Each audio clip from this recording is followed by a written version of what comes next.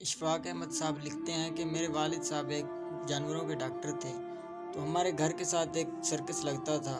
تو ایک مرتبہ ان کا ہاتھی بیمار ہو گیا، تو وہ میرے ابا جی کو بلا کر لے گئے۔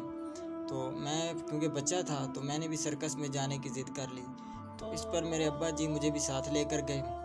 تو جب وہ ہاتھی کا معائنہ کر رہے تھے تو اتنے میں ہاتھی نے ایک زوردار چنگھاڑ ماری اور اپنا بھاری بھرکم پاؤں اٹھا کر ہوا میں لہرایا اور زمین پر دے مارا۔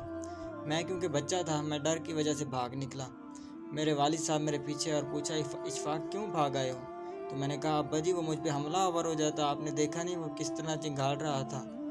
تو اس پر میرے والد صاحب کہنے لگے کہ تم نے اس کے پاؤں میں وہ لوہے کی سنگلی نہیں دیکھی تھی، وہ جو قلعے کے ساتھ بندھی ہوئی تھی؟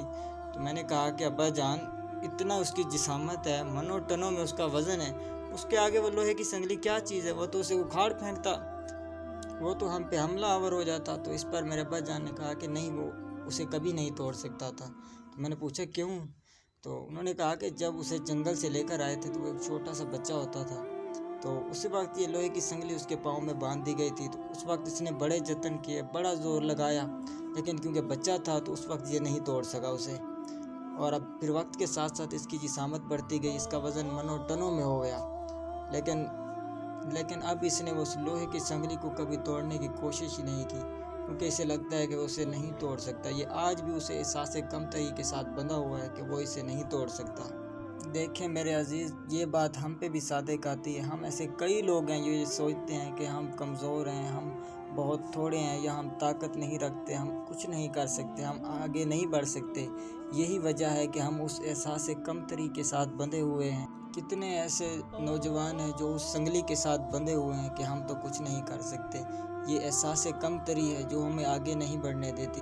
ہاتھی کی آنکھیں چھوٹی ہوتی ہیں، وہ کبھی بھی اپنے قد جسامت کو نہیں دیکھ سکتا۔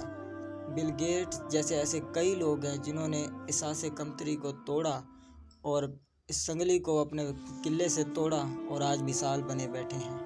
اور ہم ہیں کہ اسی ہاتھی کی طرح نہ تو اپنی جسامت کو دیکھ پا رہے ہیں اور نہ ہی اپنے قد کو دیکھ پا رہے ہیں، اور نہ اس قلعے کو اور نہ اس سنگلی کو توڑ پا رہے ہیں۔